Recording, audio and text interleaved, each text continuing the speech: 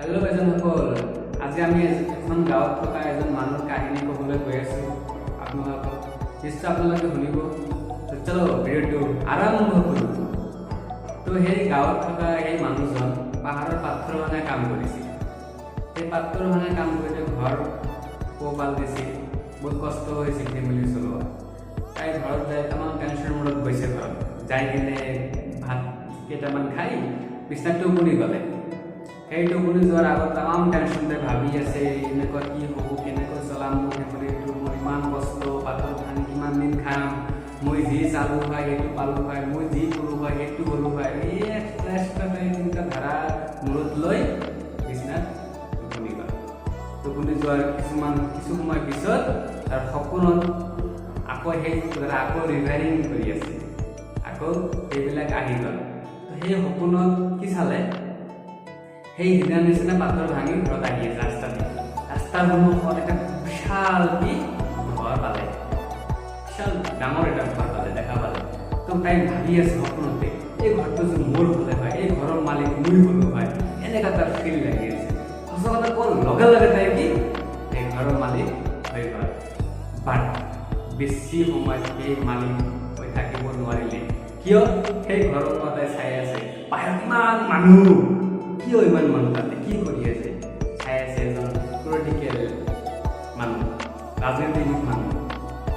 পলিটিকেশ্যন আহি কি কৰি আছে, তাক ৰেচপেক্ট দি আছে, গামোচা দি আছে, হাজাৰ হাজাৰ মানুহ চালাম দি আছে।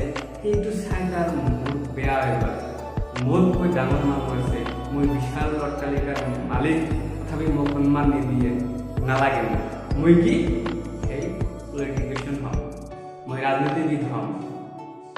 লগে লগে হৈ গ'ল। বাট সেইটো হৈ বেছি সময় থাকিব নোৱাৰিলে। কিয়?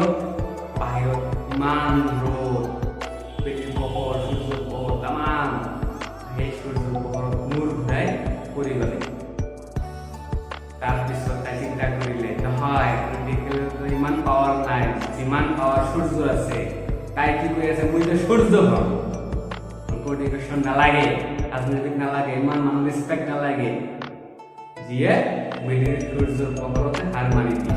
তাই কি লগে লগে সূৰ্য হৈ গ'ল। এতিয়া তাই ৰাজা মহান মনত কৰি আছে যে মই এতিয়া সূৰ্য, গোটেই দুনিয়াক মই আলোকিত কৰি ৰাখিম। আমাৰ উৎফুল্ল হৈ গ'ল, আনন্দিত হৈ গ'ল।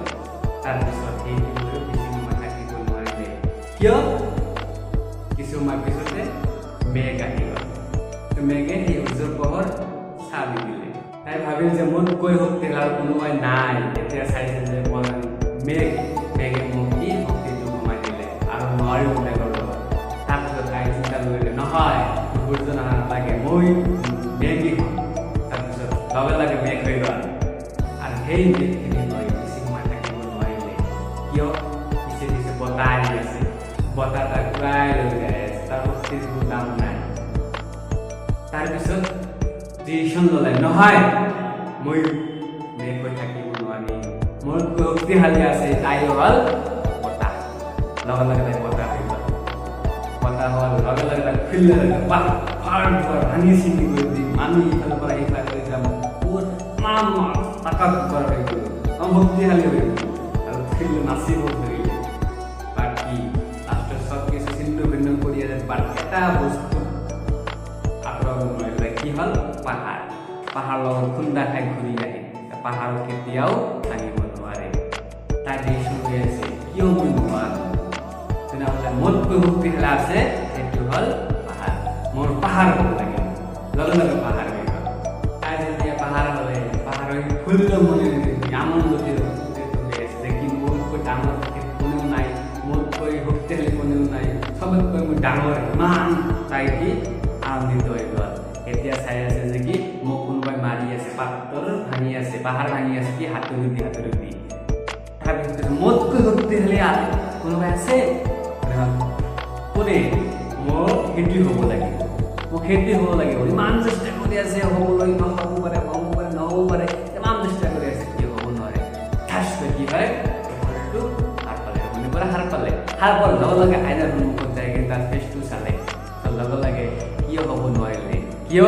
সেইটো মই নিজে, সেই ফাৰ্ষ্টত যেতিয়া মই কি কৰিছিলোঁ, হাতুৰি দি পাহাৰ ভাঙি পাথৰ ভাঙি মই ঘৰ চলাইছিলোঁ সেইটো মই নিজে সেইকাৰণে মই হ'ব পৰা নাই মই সেইটো নিজে আছোঁ বৰ্তমান তো আজি এইখন ভিডিঅ'ৰ পৰা আপোনালোকে কি শিকিলে প্লিজ কমেণ্টত অলপ জনাব